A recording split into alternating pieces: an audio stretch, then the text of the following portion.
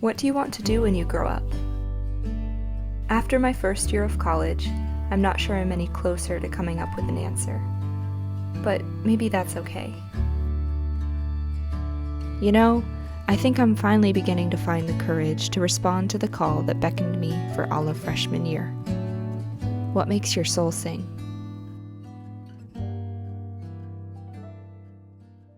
Ever since I was a little girl, stories have been part of who I am. I wrote my first story when I was 4 years old. It was called Garden is Fun. I still remember reading it to my mom for the first time, amazed that what had previously existed only in my imagination could now be read by someone else. I also composed songs. I chronicled my life in journal form. I even filmed movies with my neighborhood friend. I never cared what anyone thought.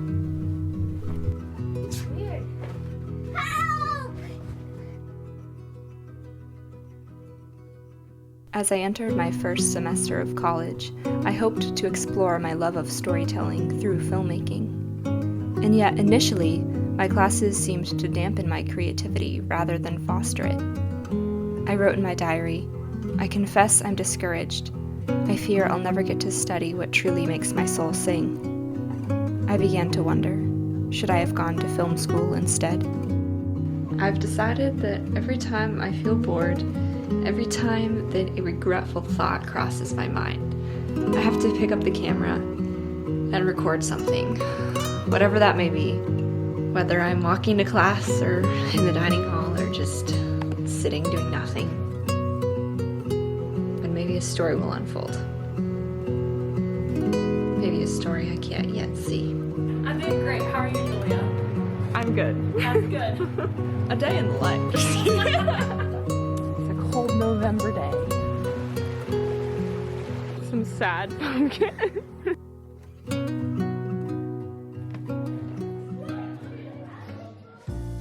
Come spring semester, I was determined to prove to myself I could be creative again. So I resolved to make a short film for my college's film festival. I invented a million obstacles. There wasn't enough time, I had no good ideas. My camera quality was too amateur. And yet soon, the seeds for my film were springing to life. I'm about to go watch my short film on the big screen as like a little preview for tomorrow, and I'm feeling surprisingly nervous. I don't know why. I think it's just the first time that my work has ever appeared on a big screen for anybody before. And it's like the most exciting thing ever, but also like, this is my work and people are gonna get to see it, and that's kind of scary. When the day finally came, I told myself it didn't matter if my film won a prize. Yet I couldn't help but note the volume of the audience's cheer and store up words of affirmation in a vessel labeled self-confidence. Deep down, I still doubted if what I had to offer was of value to anyone else. It's amazing the lies we start to believe as we grow older. The pursuits that once felt so natural become an inner battle. A few weeks after the festival, I overheard a girl I didn't know talking about my film. She described it in one word: lackluster.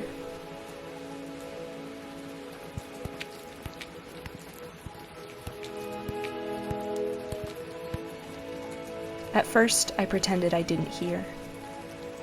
But inevitably, the word seeped into my consciousness and became my identity. Lackluster. Lackluster. What you create is nothing but lackluster. Maybe this knack for storytelling I'd convinced myself I had was just in my head.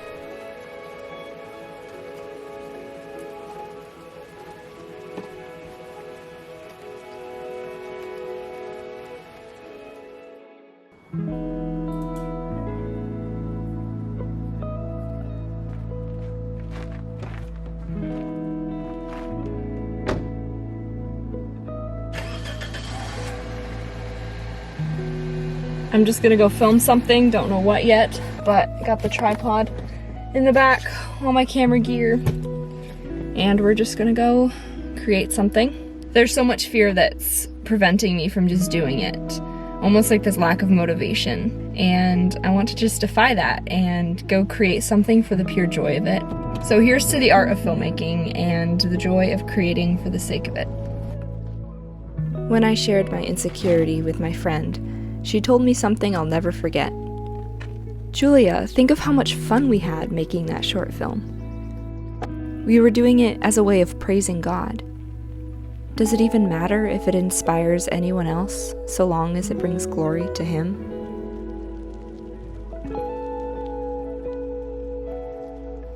Suddenly, I was forced to ask myself the question, why do you create in the first place? Something about creating unleashes something inside me, and I don't know, it's just something bigger than myself that I can get lost in, that I can not escape into, but it's something that helps me feel more alive and more present.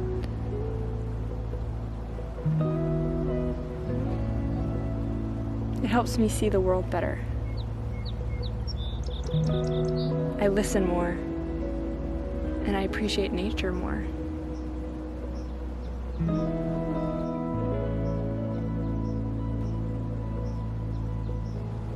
And I feel like it opens my eyes to the beauty that God's placed all around me, that in my day-to-day I maybe fail to see or don't really spend time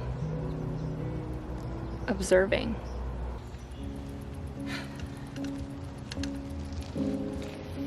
You know, I think I've come to the conclusion that even if all the films I create are lackluster in other people's eyes, it doesn't really matter.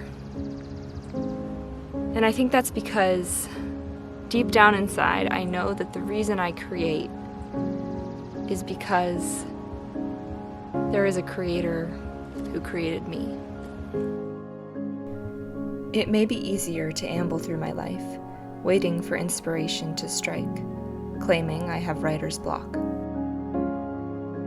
But what am I denying myself by suppressing my creative impulse? Stories are welling up inside me, producing this ache that won't abate until I obey.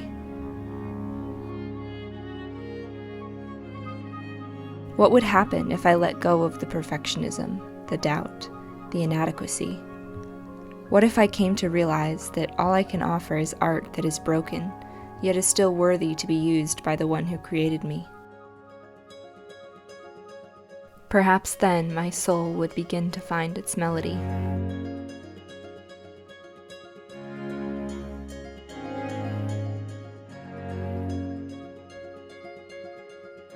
I could wait forever to discover what I want to do when I grow up. Or I can do what makes my soul sing.